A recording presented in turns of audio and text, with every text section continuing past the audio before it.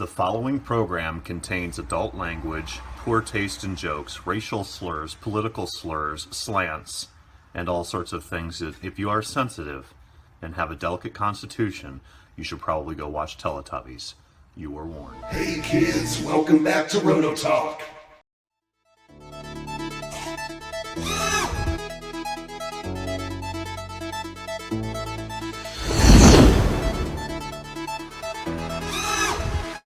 Hey kids, welcome back. So what we're going to do now, part of our build, is this awesome motor. This is a Gizmo motor. It's a GZR 30 Plus race mod engine that I got off my buddy Jeff in our chat group. He had some extra motors. This is brand new. This is going to go in our Super Sport. To be quite honest, probably too much engine for that haul.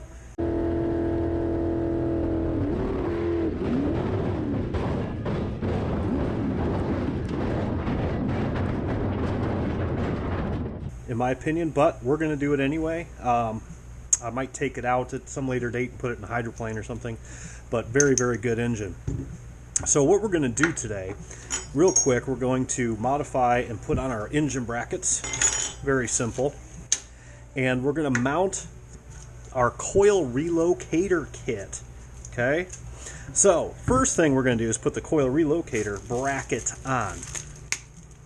Alright, which looks like this. Okay, and that's going to go just like that, and then our coil is going to go on it.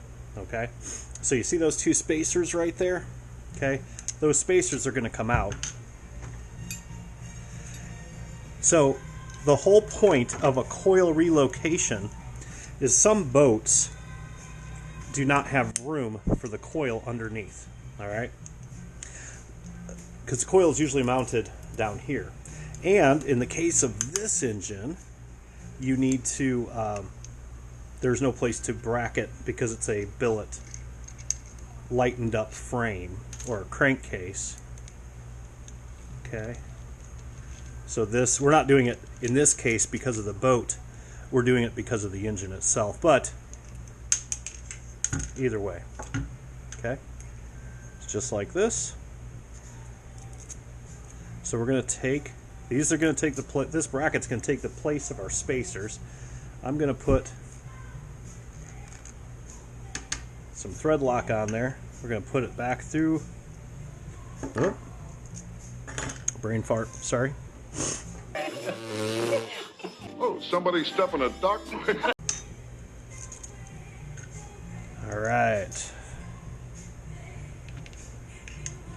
Just like that. Alright, and then we're just going to thread these in a little bit. Diana Ross and the Supremes back there. Then we're just going to take a business card and we're going to put it between the flywheel and that coil. Push it down. And that's going to give us our air gap. So we're just going to snug that down. Make sure it's nice and tight against that business card, or 30 thou, something like that. If you want to use a feeler gauge, that's fine. I always just use the business card. And that'll give us our air gap. Make sure it turns without catching. Nice. Okay. Alright, so then what we do is we mount our coil pack. Ah, look at that. We're going to have to rotate this head. Okay? Yeah. Because our water outlets are in the wrong spot. Alright, kids. I am sorry. The whole point of this video has been shot to shit. Because whoever the jackass is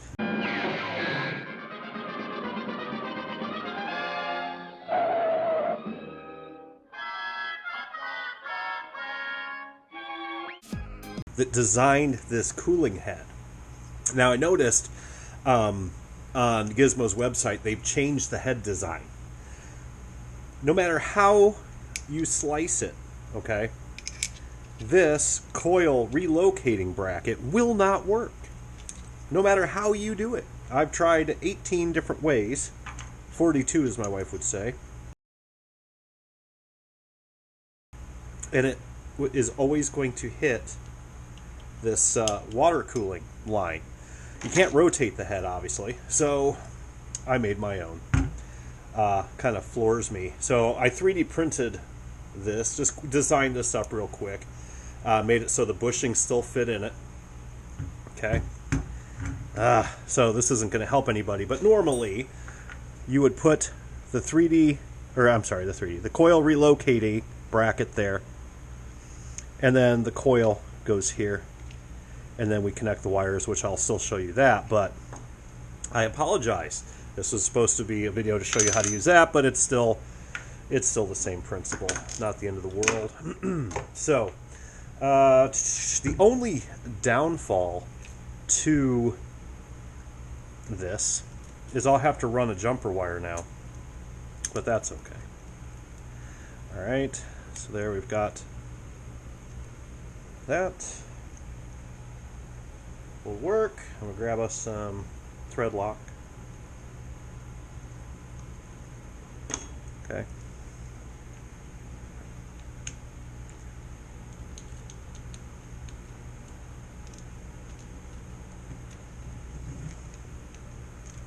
And then we're going to put in our business card gauge again. What a pain. Hopefully yeah, there we go. Okay. And we'll just clamp this down. So I made this, and you guys will not have to design and 3D print your own. Not too worried about that. Well, we might have to change the orientation. Let me think.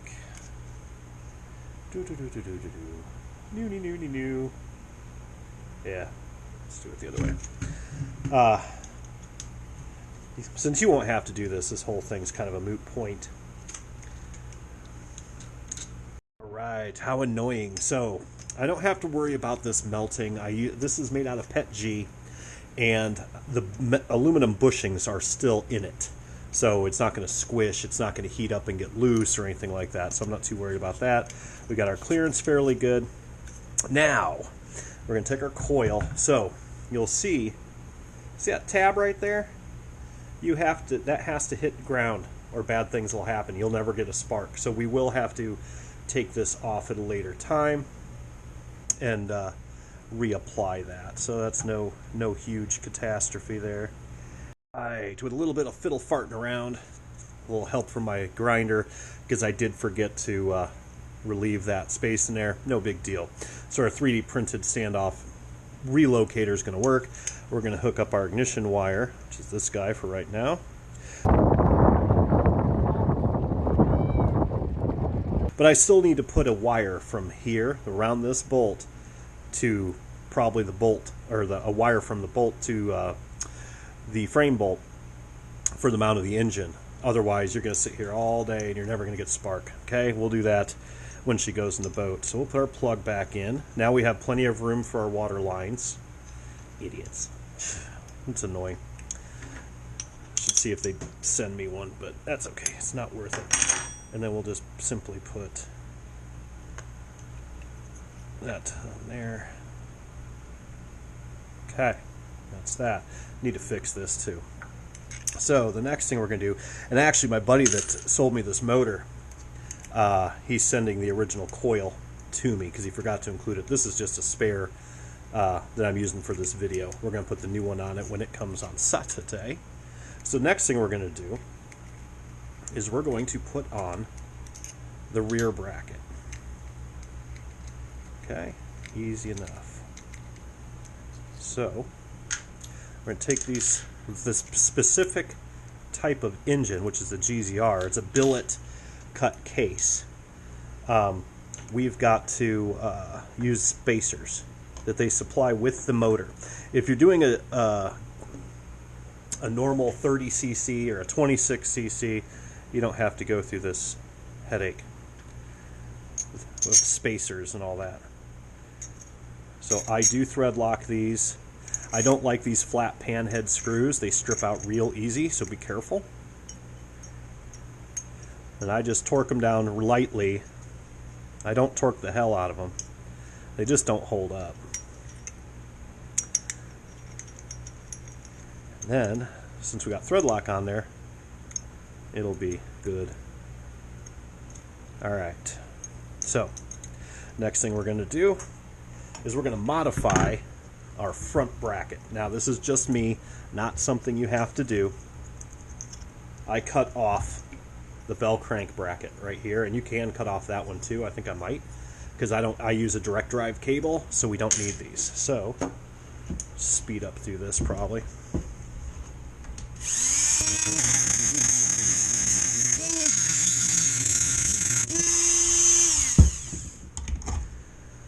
All right, good enough. Now put this bracket on before you put on your pulley, your collet. Okay. Or else you won't be. You'll just have to take it back off, and that's no fun. Okay. Let's go with this.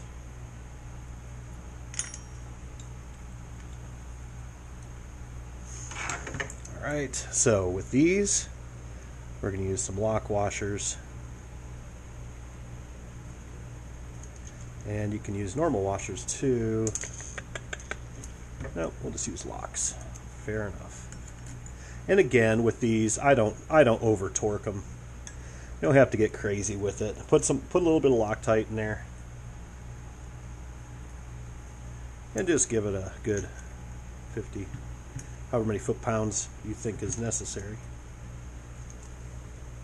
Now you'll notice the kit comes with these short flat heads. That's what you would normally use in the on a standard Zenoa engine, or even maybe a Tiger King, can't remember. But since this is a custom crankcase on this engine, we don't need it. And there's another bolt. Where is it? Oh, that sucks. There it is. Alright. Then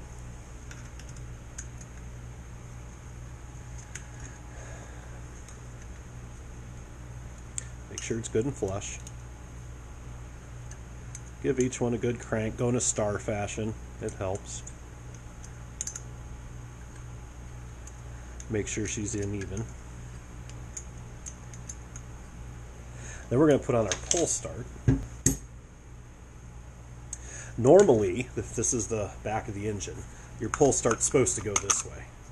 Alright, I took this back apart because I forgot to show you guys something. There's two types of pawls.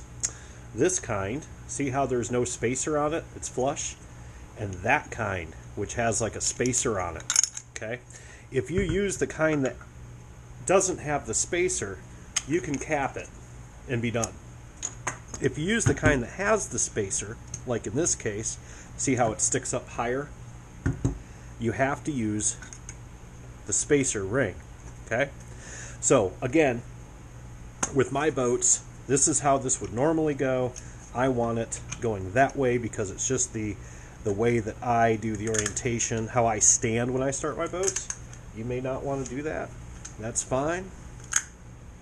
Let's put this guy on.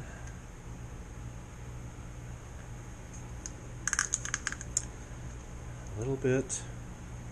Again, don't torque the heck out of these. Okay. Go. Take our slow ass drill. Put the clutch way down.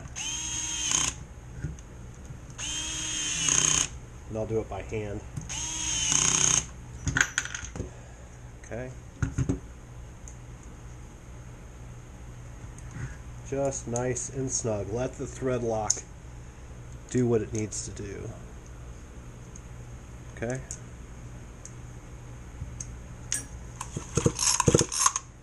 Nice. NGK, the only good spark plug in my opinion. Better than Champion anyway. Alright. There we go. Oh, got some compression. Now, last thing.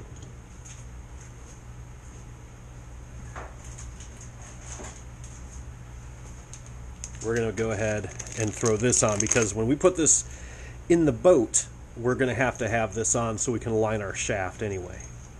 So we're going to take out our collet. There's our screw. Tapered shaft. That's all you got to do. Put some thread lock. Grab your Allen.